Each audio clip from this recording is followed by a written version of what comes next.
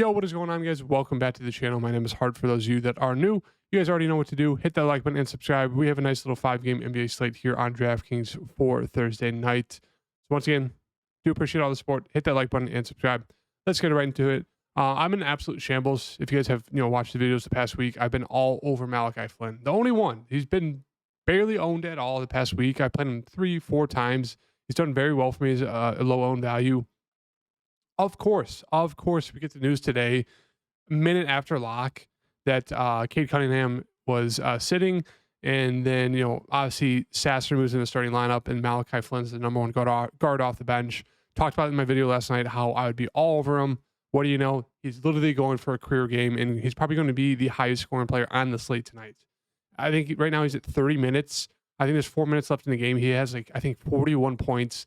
8 rebounds, 6 assists, and he has 4 stocks. The dude is having a monster night, close to 80 fantasy point night, absolute insane. And of course, I hate Adam Silver. The dude needs to fix the league. Also, for those of you that are new to NBA DFS, especially the last 2 weeks of the season, it's chaos. You have teams like tonight where they'll rule guys out after the slate already starts.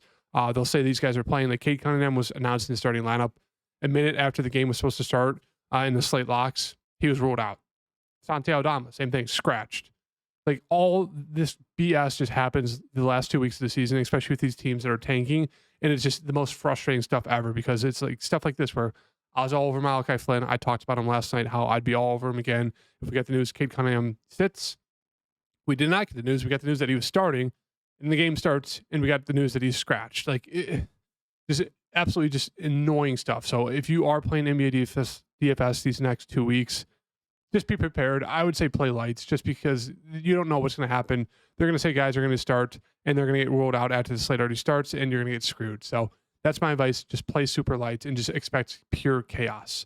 So jumping into this 5-game NBA slate here, we have Atlanta versus Dallas. Obviously a fantastic matchup here for Dallas and even Atlanta as well. So really, really like this first game here.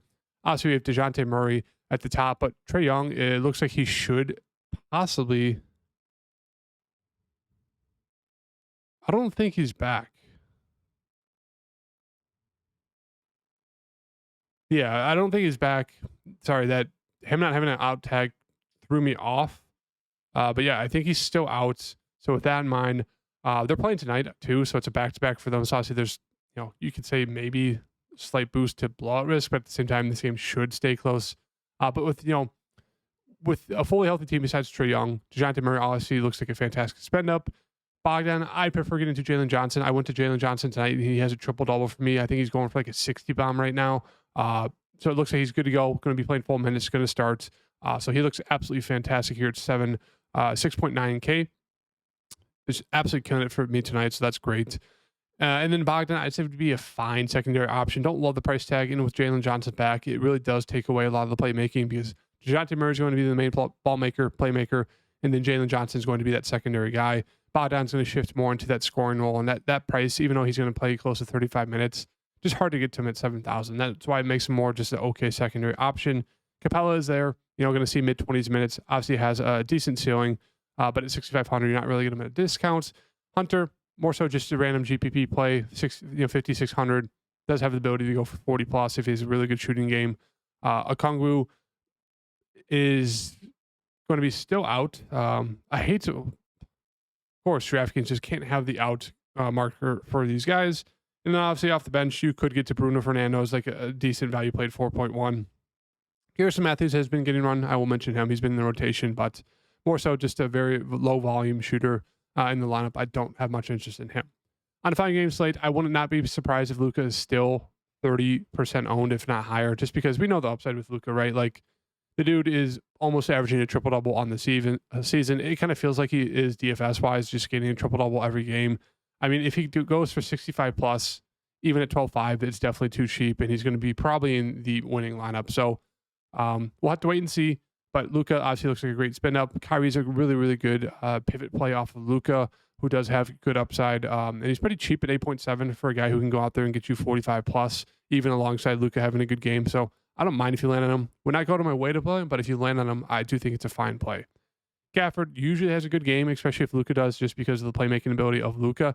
So I don't mind if you land on Gafford, but at 5,700 does feel kind of a little bit pricey for me personally. That's really it.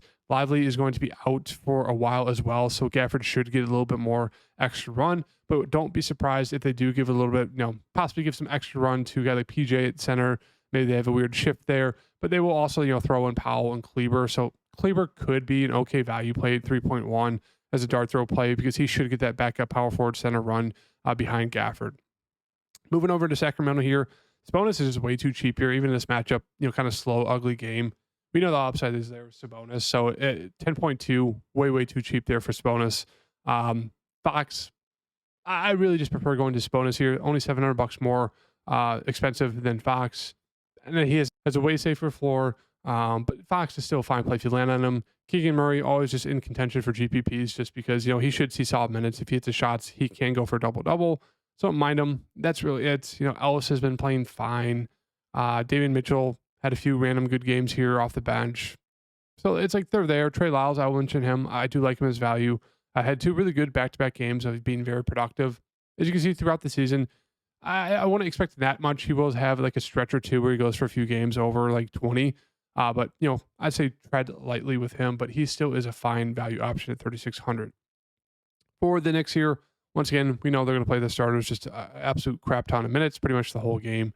So the starting 5 looks really solid in terms of Brunson, who does feel too cheap there at 9.1, Hart, McBride, and then, depending on if Robinson's in or out, if he's out, Hartenstein looks really good. If he's in, then, him, Precious, and Mitchell Robinson all look fine. I don't have much interest in them. I'd really just keep it between the guards of DiVincenzo, Hart, McBride, and Brunson, with, obviously Brunson being the best. I'd say McBride being the second best, and then Hart, and then DiVincenzo for me. Moving over to Philadelphia here, Embiid is questionable. He did play the other night, played 29 minutes, so it doesn't seem like there's going to be a very strict minutes limit for him, maybe 30 for the next few games, but 11,000, you could take a shot at him if he's going to see 30 minutes.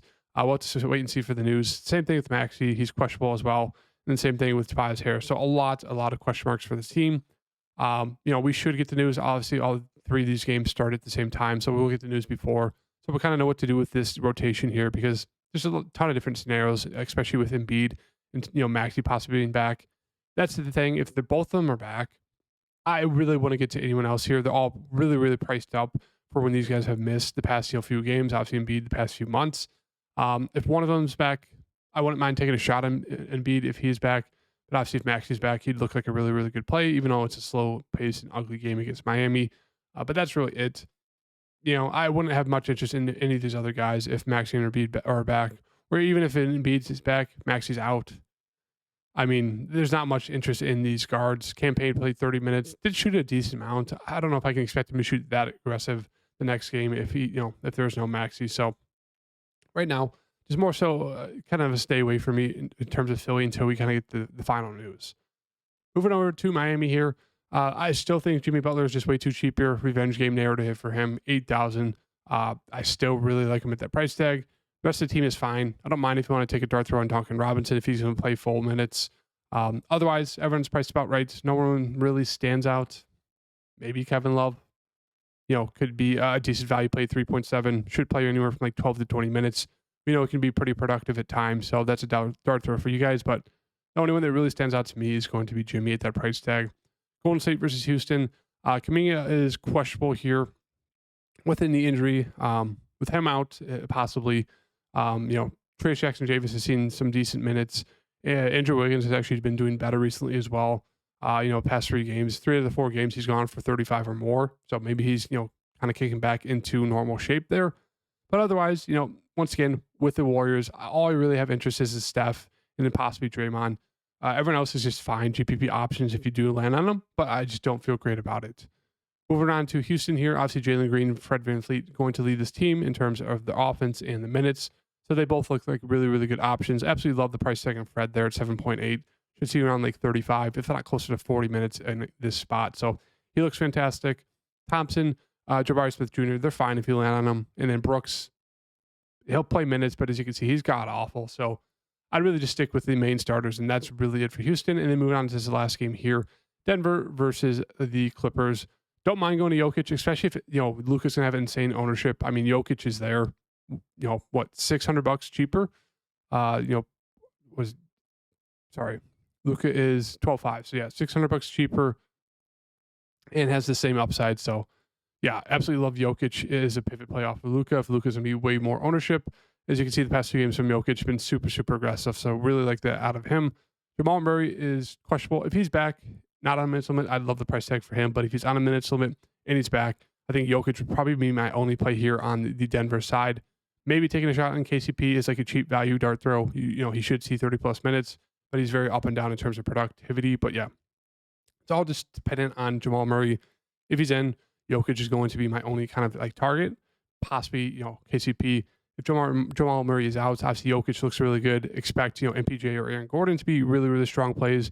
And I don't mind getting into Reggie Jackson here. Had a little bit of a letdown game there. 26 minutes, only 15 fantasy points. But before that, he can easily go for 30 plus. So he'd be a very strong play as well. Don't know if I'd get to any of the other value, but yeah, a decent amount to like there on Denver if there's no Jamal Murray once again. And then moving on to the Clippers here. Kawhi Leonard is out. He's out. Norman Powell started in place for him last game. Played 28 minutes. He was fine. But once again, with Kawhi Leonard out, Paul George, James Harden look really, really good. And then I think Russ is definitely in contention as a value play. 4.8, could see 20 plus minutes. We know he's very, very productive. Those would be my 3 main plays. I don't know if I get to anyone else. I think Norman Powell's a fine secondary option. He'll kind of be that third option, third scorer. I would expect him to shoot more than 7 times, but still, peripheral stat wise, it's not like he's going to do a ton more than he's, kind of normally doing. So right now, Paul George, James Harden look fantastic. Russ looks like a very good value play. And then, Powell's a fine secondary option. And then, as always, Zubac does have some GPP upside, especially they're going to need his defense against Jokic. So I'd expect decent minutes out of Zubac there. So that's kind of reshift around the early look, lineup here. I do want to get Harden in there. Love Fred VanVleet at that price tag. We'll take out Sabonis for now, but yeah, really like building off these 3 guys: Jalen Johnson, Fred VanVleet, James Harden for this slate tomorrow. Do have a little bit of news. Obviously, one of these guys could get ruled out. Embiid could get ruled out. Maxey could get ruled out. Jamal Murray could get ruled in. Just a little bit of news that could affect the slate. So as always, make sure to just wait for the injury news. But hit that like button, subscribe, and I'll see you guys in a few videos. Peace.